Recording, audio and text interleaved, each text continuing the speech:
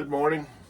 My name's Clay Mason. I am founding pastor of the Way in Trinidad, Colorado. We're going to talk about this morning, and what I'm going to show you today is what we do, my bride and I, my wife Mary, and I do every day, 7 days a week, as part of a ministry that we started 7 years ago for the homeless in Trinidad. We saw a need that was not being met and decided to do something about it. So if you'll join me, I'll just kind of walk you through the process of what we do. Each morning we make approximately 4 dozen breakfast burritos. We're both from Texas, born and raised and lived there most of our lives. The last 7 years we've lived here in Colorado. But being from Texas, we have access, if you would, or been exposed to or enjoy a cuisine that we brought with us. Probably going to want to edit that out. But breakfast burritos is something we both have grown up with and have enjoyed all of our adult lives, and because it is a nutritious meal, not just some sugary cereal, but it's a wholesome meal. It's filling and provides calories and such for our homeless that they wouldn't normally get. What we start out with is, on most mornings we make several different varieties, one each day. We do meat and beans, beef and beans. Beef is sourced from different places, but it's most of it is homegrown. With the meat we're using today and have been for several weeks now is donated beef from a farm in Kansas. We have good friends in a church there in Kansas that asked us if we would like some of this, and so they brought us several hundred pounds of prime grade A home raised processed beef, and so that's what we're using this morning. The beans are sourced out of Greeley, Colorado. We have friends from Greeley who actually live in Texas now but have family in Greeley that they go back and visit often, and when they go to Greeley they always stop at a warehouse there, a co-op there, and pick up pinto beans for us. The beans we're using today were this year's harvest. When they went there this last time back at the end of the summer, first part of fall, to get some more beans for us, the warehouses were empty, and so these beans came pretty much straight off the combine. As such, they're fresh. They're not like anything we've ever purchased out of a store anywhere. They cook differently. They've got a sweeter flavor, just an altogether better texture. We also have tortillas that we source locally in the store here. We season garlic salt,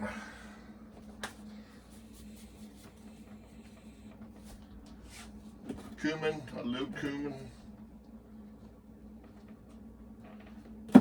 and black pepper. Into that, I'll also add a stick of butter, real butter, and begin the process of cooking the beef. Usually about this point, my wife will have already gotten the griddle out. She will have already washed dishes this morning that I've already dirtied. We cooked the beans in an Instapot overnight, set the timer. This morning we're serving, like I said, meat and beans, ground beef and beans that have been seasoned. We'll add cheese to that, set it in a foil sheet and roll it up and package it, put it in the oven, keep it warm. I'm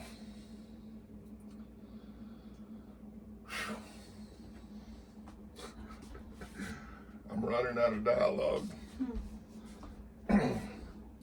One of the reasons why I'm making this video this morning, though, is because as we do this every morning, sometimes you'll get a flood of memories coming back, and the early days of this, we lived in Cawthon RV Park in Trinidad proper.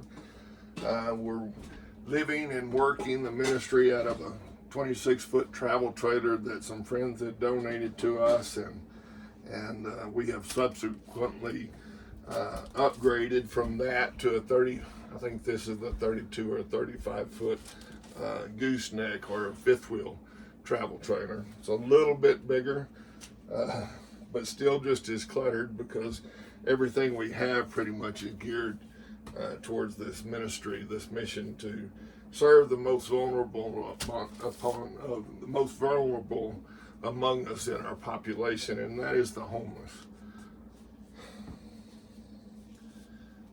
I bring that up because when we started, there was a young man that lived in the RV park where we were staying. His name was Tim Radford. There has been, Timothy's not with us anymore. Timothy was murdered in, I believe it was sometime the year 2019, just prior to COVID. His body was found in the summer of 2019 in a warehouse, an old building on the northwest side of town, out near the fairgrounds. Don't know why he was murdered. The investigation, I think, came to a standstill. Tim's body was supposed to be released to his family members. He has a brother, an older brother, and his mother is still alive. He has some cousins, but his body was not released to the family after all was said and done, but it was buried by the coroner's office. When the family found out about that, they asked me. It was an upsetting time. From the time they buried him, or discovered his body rather, and sent him to the coroner's office, until the time the family was notified. Over almost 2 years had passed. The family reached out to me and asked me to do a memorial service for Tim. We did that in I believe March of 2021. His body discovered in June, July, the summer of 2019, and family was finally able to memorialize Tim and say their goodbyes, except they didn't.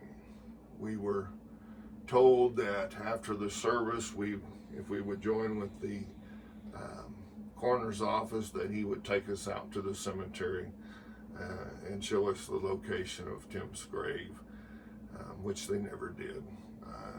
They went with us. We followed them out to a cemetery in the little community of Starkville.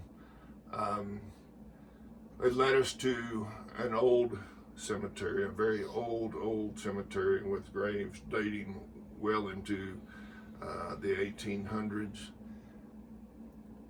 We walked around there for a long time.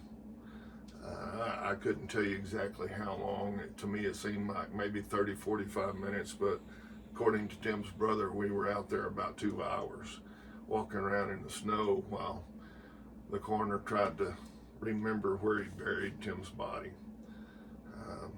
As we have subsequently found out in recent days, we weren't even led to the right cemetery, but there is another newer cemetery a couple hundred yards north of the older cemetery, and Tim's body supposedly is buried there. We still don't know. His body has not been exhumed. So anyway, I brought Tim up because when we first started this ministry, Tim lived in the same RV park that we did, and I guess I better get to cooking, season everything, and didn't light the stove.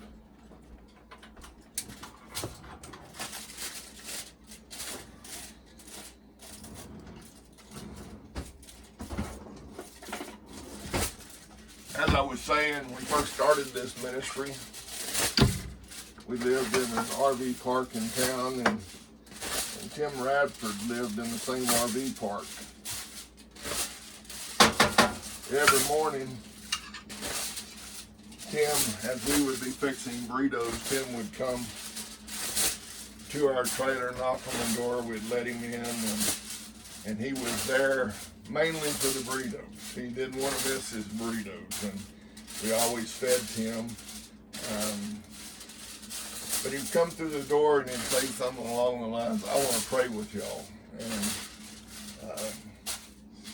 say, "Okay, Tim," and we'd stop what we were doing and lift our eyes to heaven, and Tim would clasp his hands and start the Lord's Prayer. We never got through it, but that I didn't have to stop and help him. Tim's brain was such that he was not able to remember as well as he would like. Tim's story is one that is unique and yet so common among the homeless. Most people don't realize that the homeless are not homeless by choice, but that most are homeless because of some traumatic experience in life. Most middle-class Americans, as we've been told and as we've seen and witnessed, are just one disaster away from living in a tent on a river, living in a cardboard box behind a dumpster, diving into dumpsters to find food and shelter and clothing. Tim was a young man. He was married, 21 years old, as I understand the story, and it was a weekend, and he and a good friend were out riding around, and Tim's friend, as I understand the story, had asked him if he could drive, and Tim willingly let him take the wheel. Somewhere in the time frame of their journey, they were involved in a wreck, and Tim, as I understand it, was ejected from the vehicle, not expected to survive. Then when he did live, he was in a coma. They told the family that he'd never walk again, he'd never talk again. And he defied the odds. Tim did learn to walk again. Tim did learn to speak again. Tim did learn to function. He just could never again function on the level that he had prior to the accident. That accident left him physically damaged and mentally damaged. And so Tim was living in a travel trailer. He lost his wife and his young son. The trauma, the financial pressures, the stress of dealing with that kind of injury, I guess, was more than his wife could handle. And she left. And Tim came to Colorado.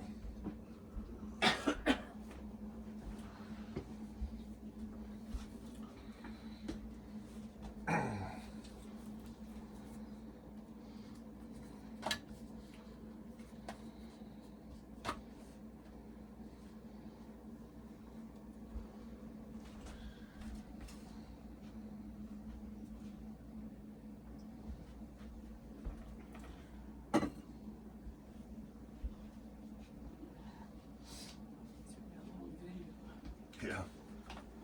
I'm going to pause it for just a minute. Well, I don't know that I can. It's just 14 minutes. They can edit this out.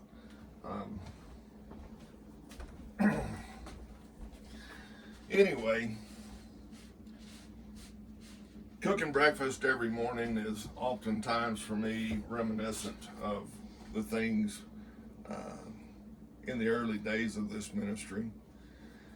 We very soon branched out and realized that there was a need, a spiritual need among the homeless, that they really weren't being ministered to. They were cast aside by society and too oftentimes by churches as well. And most of that comes about because of ignorance. We grew up in a culture and a society that looked down on people on welfare. We looked down on people that were different than ourselves. Even today, we still see that in the world around us. There's a lot of judgmental attitudes going around, and maybe rightly so. Who's to say? But to reiterate what I said before, most of the homeless that are homeless today in our nation are not homeless by choice, but it's because things have happened, and the financial difficulties that come with some of the disasters that we all face: cancer, divorce, job loss, natural disaster.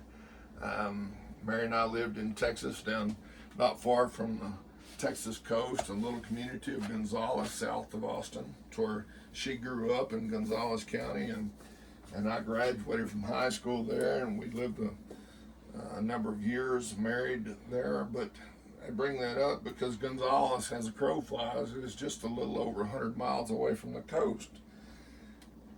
And the hurricanes come through the coast and destroy everything in their path. Tornadoes in the Midwest come through and destroy everything in their path, and all the things that we see on TV as the reporters report the news of the destruction and the devastation. One of the things that's never mentioned of the numbers of people that are always displaced, and those numbers are always given, that so many people lost their homes and are displaced, are going to have to rebuild, and so on and so forth. But out of that number, many can't. Many were underinsured or not insured at all.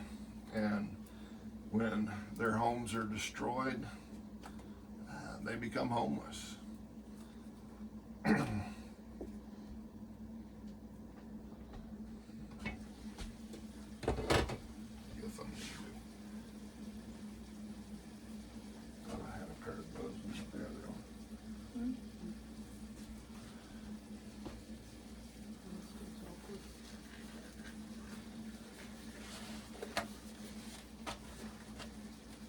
If I stick my thumb to the grill, it's going to stick.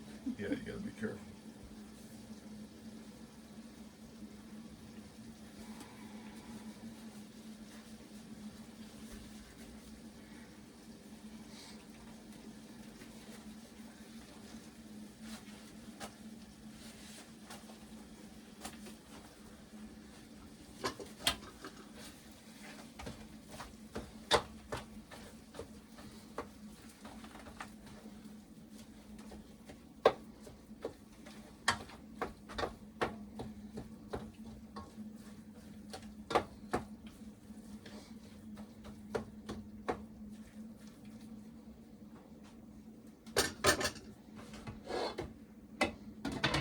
Anyway,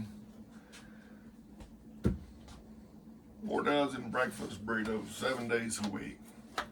On Sunday at 1 o'clock, we serve a big meal. I remember as a kid growing up and Mary growing up, we both grew up in church, and after worshiping on Sunday morning, we'd go home, and more times than not, Mother would have a big meal prepared. Roast potatoes, gravy, carrots, all the trimmings. We'd have tacos sometimes, enchiladas. Every once in a while, Dad'd treat us all and take us out to eat, but more times than not, Mom had a big meal. If we went to grandparents' house, grandmother always had a big meal. Aunts and uncles, same thing. And so what we've discovered is there's a sense of unity, a sense of family when you gather at a table that you won't find anywhere else. And because most of our homeless have lost that sense of family, that they've lost their sense of belonging, we've tried to create that by providing a worship service in a park in Trinidad, Colorado. We meet at 1 o'clock, and I just put together a short devotional thought, serve communion to those who want to partake, and then as soon as we're done with that, we lay out a spread, a big spread. Last Sunday we had grilled pork chops that were marinated in one roaster. We have 20 and 22 quart roasters that we use also when we're cooking the big meals. One roaster has full of pork chops that had a Caribbean jerk sauce in them. The other roaster full of pork chops was marinated with a raspberry chipotle sauce. To some folks that's not fancy, to us it is, and to our folks, we hope that it seemed fancy to them, but we added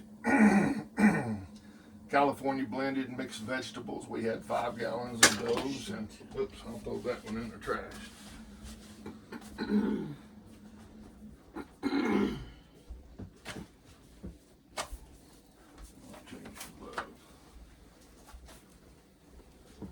That's the first. I don't think I've ever dropped tortilla. Yeah, I don't think so either. That's because you're on video.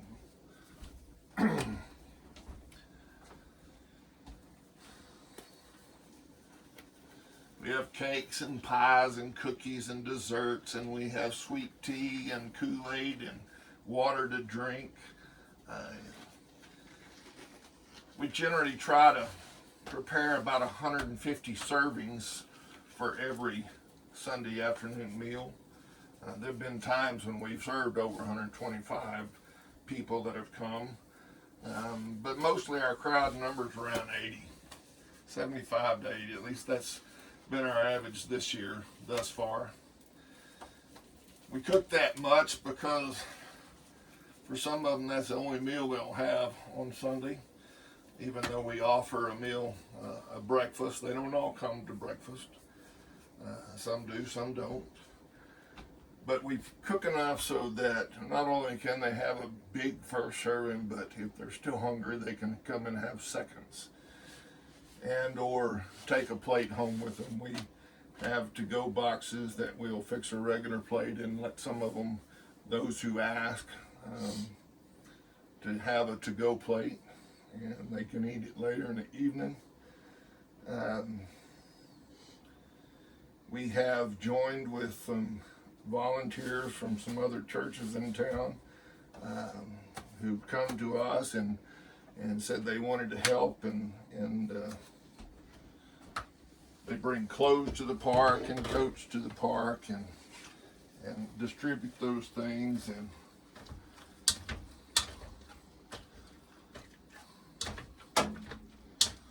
on holidays, when everybody else has gone home to visit family, for those who don't have family, especially those where we live in Trinidad, we try to provide that atmosphere of family. And we and our volunteers, which I'm so proud of them, get together and we make a big meal for the holidays as well. When we can remember it, we serve birthday cake once a month and sing happy birthday. That's almost 2. Mm-hmm. Sing happy birthdays to those that have birthdays that month. For Thanksgiving, Zion's Lutheran Church prepared a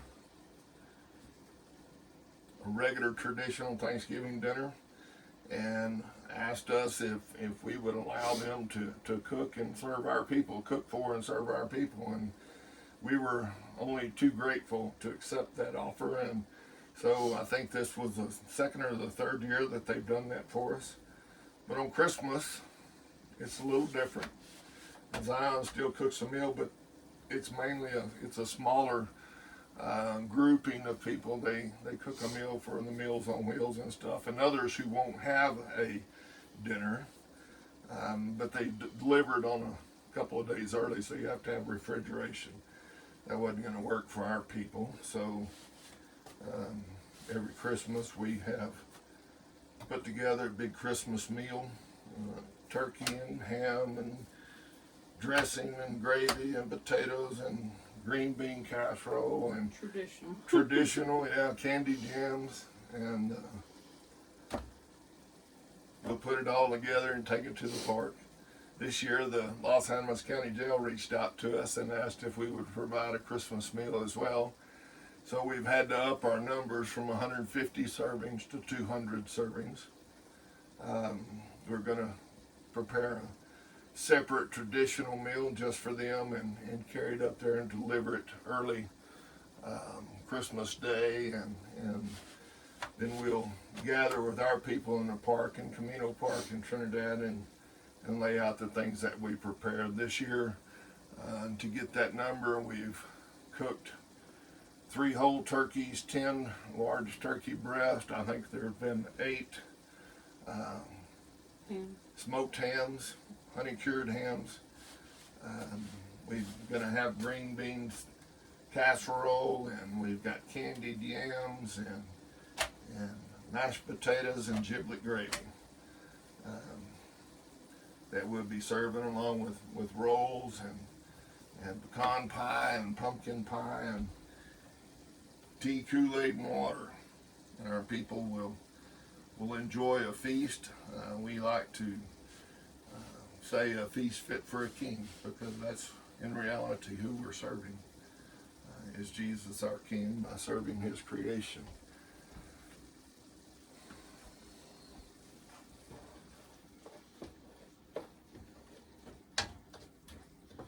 Just a few more minutes, this burger will be ready. We'll add the beans to it, stir it around, make sure it's all good and hot, and then I'll show you the process of what we do with these burritos.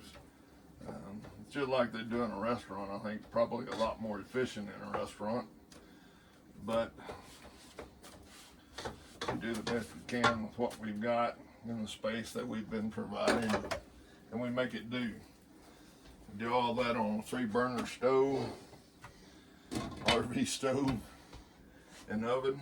And we have a cargo trailer that we were given, that some friends of ours from Texas donated several years ago, and we put cabinets in a table, a workbench in it, and we have our roasters out there, ran electricity to it, wired it up, and we have our roasters in the trailer. I won't show that to you today, but yeah. Anyway,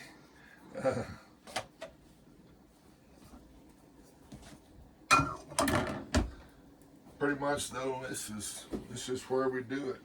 We have right now in the back room, we've got a roaster, a 22-quart roaster that's got 2 large turkey breasts in it that we have slow cooked overnight.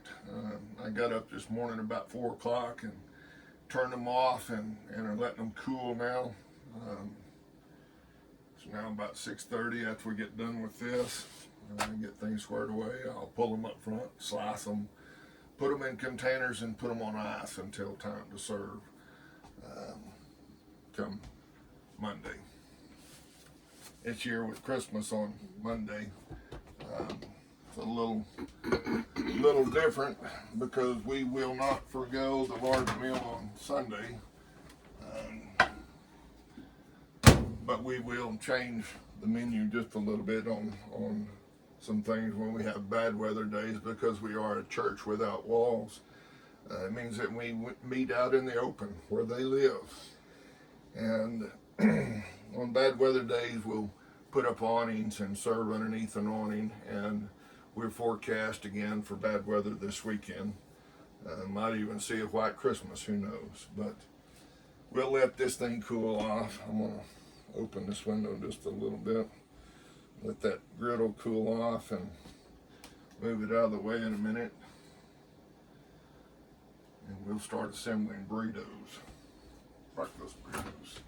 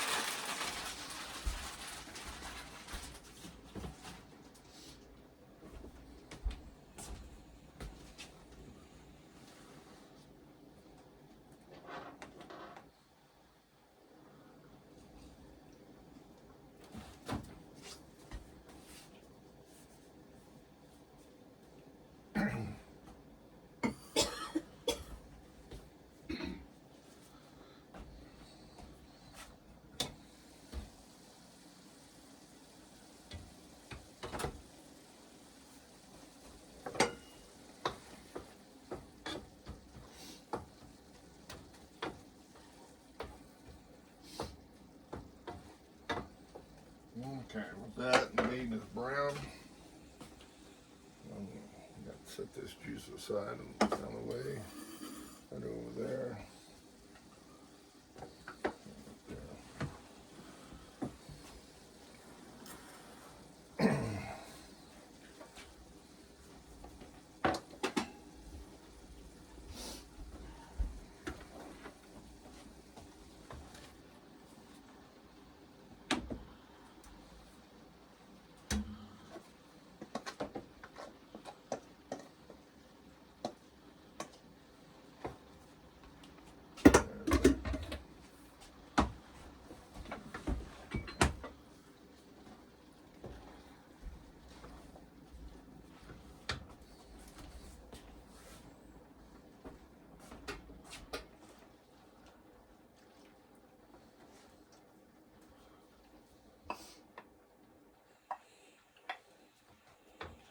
Needs are more darker today.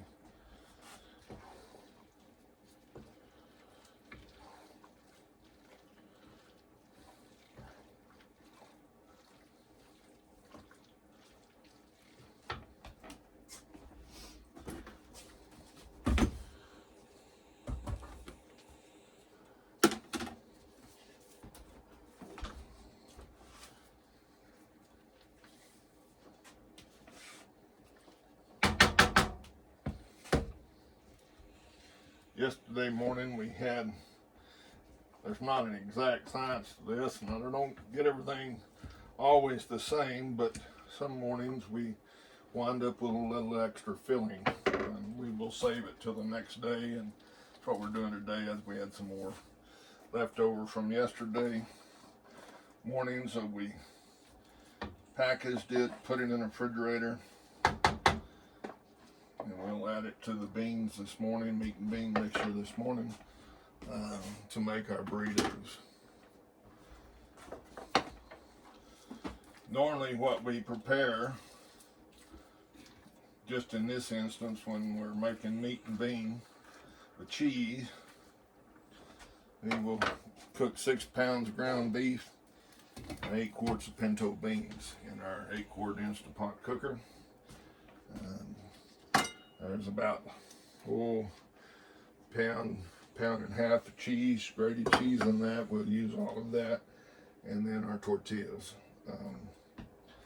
If we were cooking with something else and other ingredients that we use, we have hens in a hen house that we get eggs from on a daily basis, and it takes about 5 to 6 dozen eggs. Depending on whether we mix that with potatoes or not. If we use potatoes, we can get away with using 5 dozen eggs. If we don't use potatoes, sometimes we'll go as many as 6 dozen. 4 pounds of ground sausage, and again, this sausage is not sausage we bought out of a store, but it was homegrown hogs that were show hogs that some kids from Texas raised, and in a little church, Church Christ in Goldthwaite, Texas, purchased several of those hogs back earlier in the year and had them processed and donated to us just for this process, just for this purpose.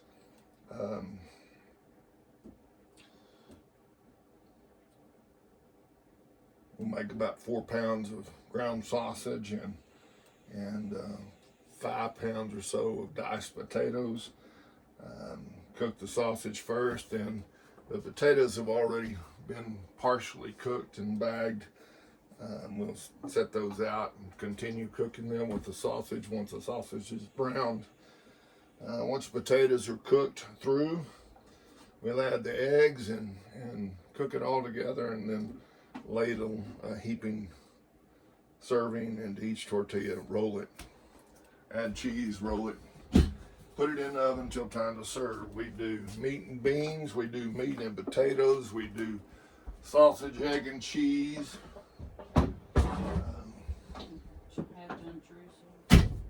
We do chorizo and egg and cheese. We put cheese in everything. And we try to fill them full, really full.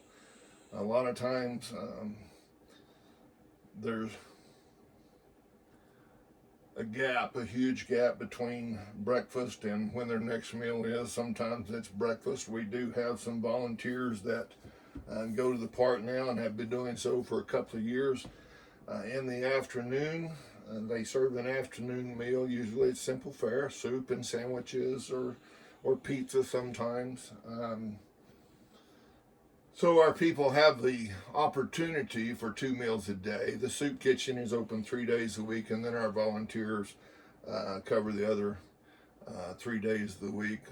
The only exception with someone else who's not cooking a second meal is Sunday, and that's when we do our second meal is on Sunday. So everybody has a chance to get fed. We hand out tents and sleeping bags and heaters and propane, little green propane bottles. We refill those bottles from the 20-pound propane bottles, the little charcoal grill style bottles. I purchased some adapters that allow us to do that. Much cheaper than buying them new every time. Whereas when we first started handing out propane, we were paying about $2.50 a bottle, and even then we thought that was crazy expensive. So we started refilling them ourselves, but today they've more than doubled in price, and they're going to run close to $5 a bottle now, so we can refill them for a little over $1 a piece. That saves us a lot of money, keeps our people warm, mostly, and until we can come up with a better solution. The nice thing about where we're at today in this is that we have finally established a relationship with the city and with the police department, are working closely with them, and we have formed a coalition with some other nonprofits, and we are looking at intend to, and we're planning on, this is going to happen kind of thing, provide a place where homelessness in Trinidad becomes a thing in the past. Transitional housing, temporary transitional housing, and there will be long-term housing as well. One of the big things anywhere you go right now is a lack of housing across the board, across the United States, but some places are harder hit than others with needing housing, and Trinidad is one of those places. We have a huge need for affordable housing.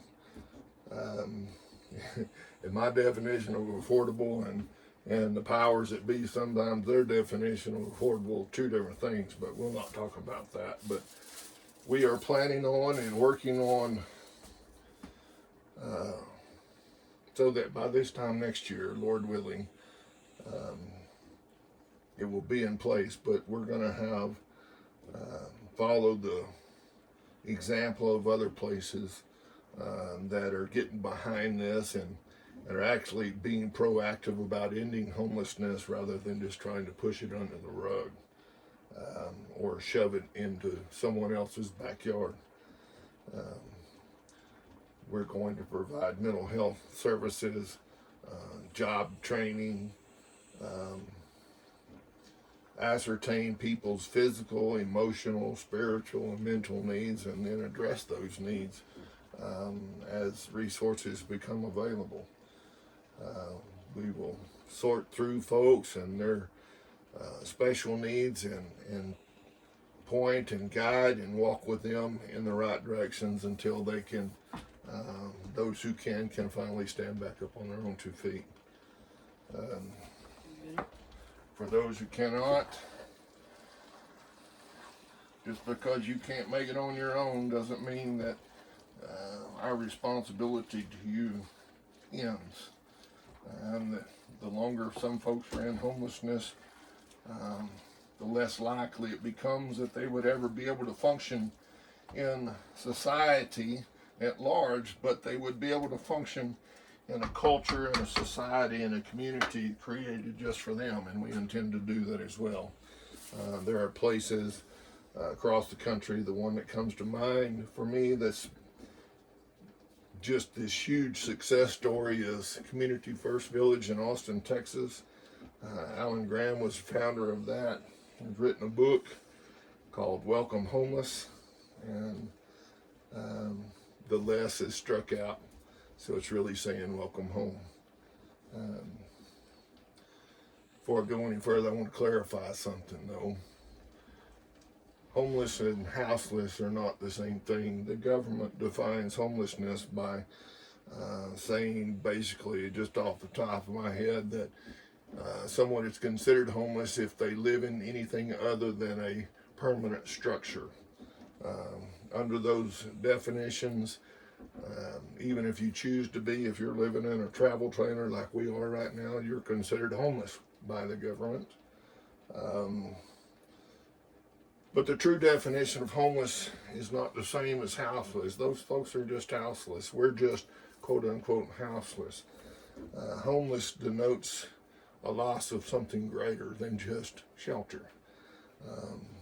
Homeless denotes a disconnect of family and destruction of family. There's no safety net. There's no sense of belonging. There's no community to support an individual when they experience trauma and tragedy and disaster in their life, and they fall through the cracks and find themselves at short end of the stick. Now, and having said that, we're going to start assembling these things. I'll show you the process real quickly, and then we'll end the video.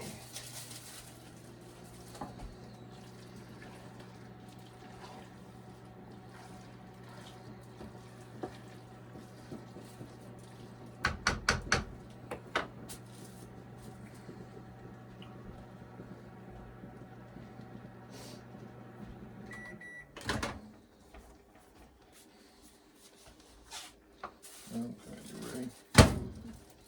Good. Spoon out here.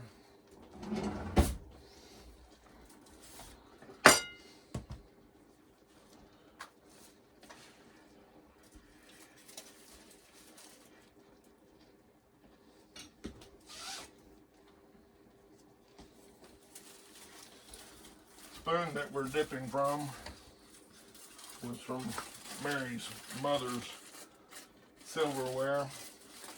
It's just the right size. It has great sentimental value to us, but it also has just the right size for serving up about a quarter to a third of a pound of filling. You go to the restaurant, you're not going to get a burrito that big without paying a tremendous amount of money for it. And the fillings that we use, a lot of people use filler, and we use filler items because but not because they're filler, but because they're part of the taste and texture that we're trying to create. But you look in my burrito, our burritos, there's meat in there. It's not displaced by a bunch of beans, but there's at least an equal proportion, probably a bigger proportion of ground meat to pinto beans. And the same goes with our other tacos, meat, potatoes. There's just as much meat in there as there is potato. Sausage, egg, and cheese, same thing.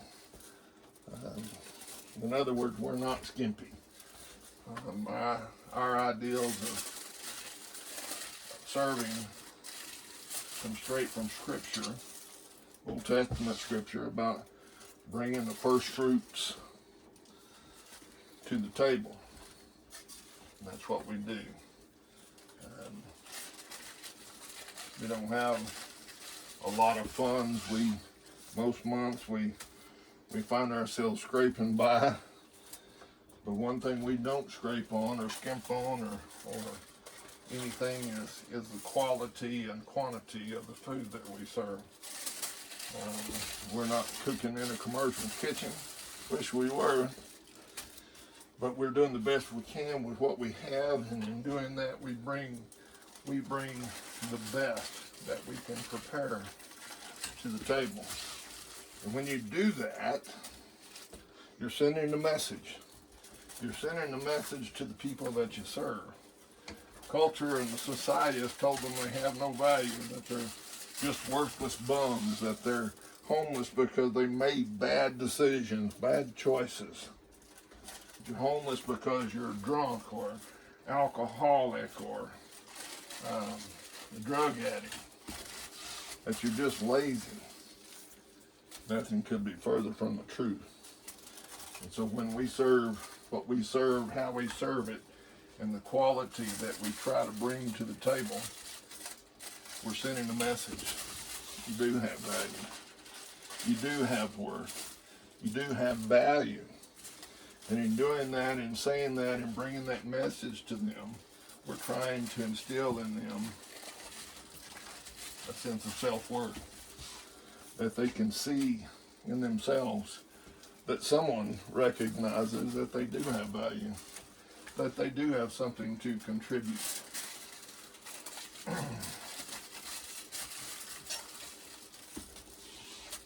That just because they're stuck in a hole today doesn't mean we can't pull them out tomorrow. And so that's what we try to do. We send a message. You're worth it. You're worth it because he's worth it.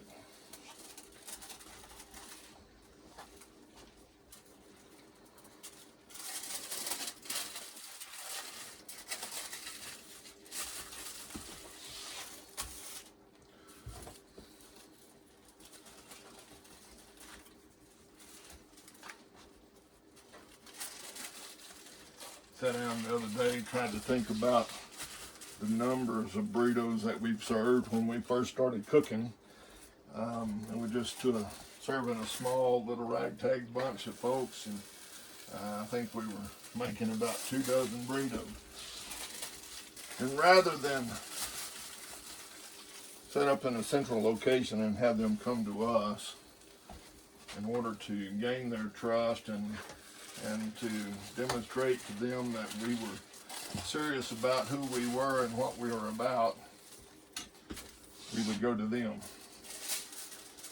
We'd put these in a bag, in an insulated bag, and I would drive down to the river and park the car and get out and walk up and down the river to each one of the camps, handing out burritos.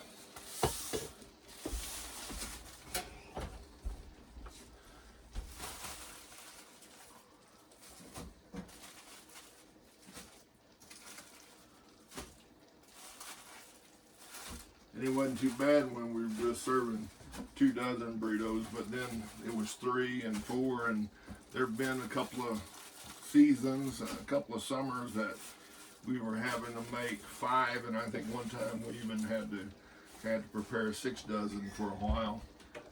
Breakfast burritos. We're back to 4 now.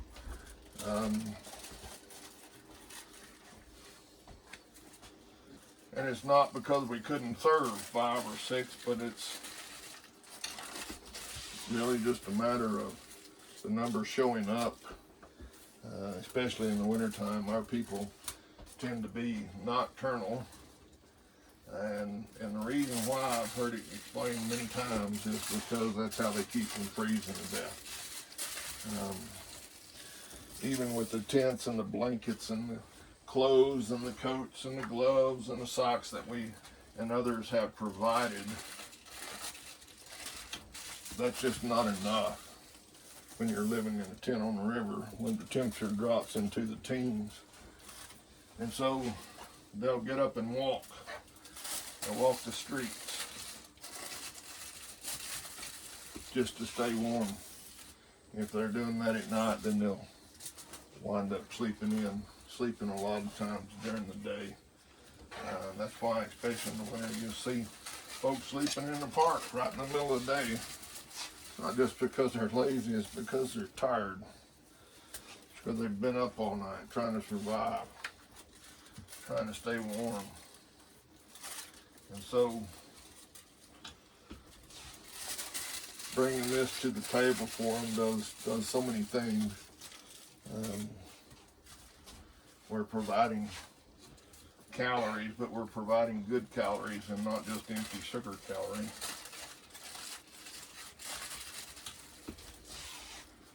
providing nutrition.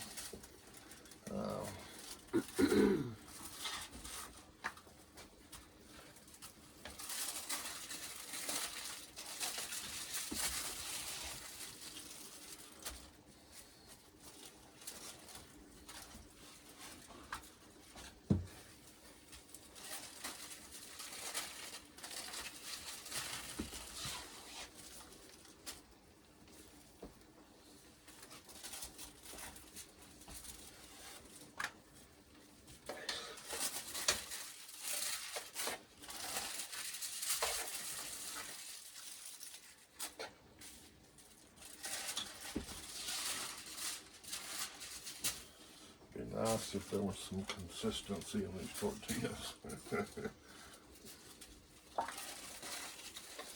One's big and one's small. Mm-hmm. Majority of them are big this time. Yeah, I saw that. Especially that first package. Mm-hmm.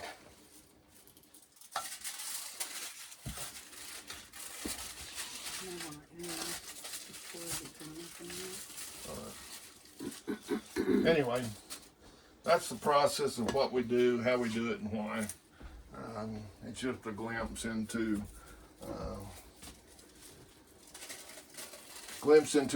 our lives as we seek to improve the lives of the people around us. I hope you have a blessed day. Go and serve the King.